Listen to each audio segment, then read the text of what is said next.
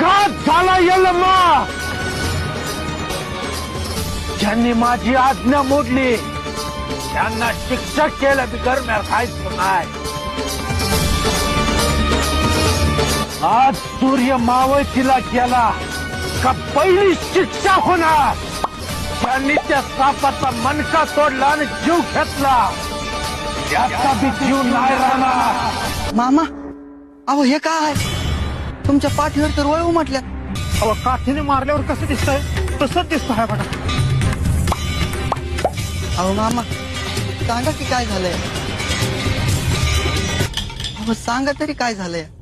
तो साप ठेवला होता गंगोताईच्या घरला मारला रे त्या दोघांनी.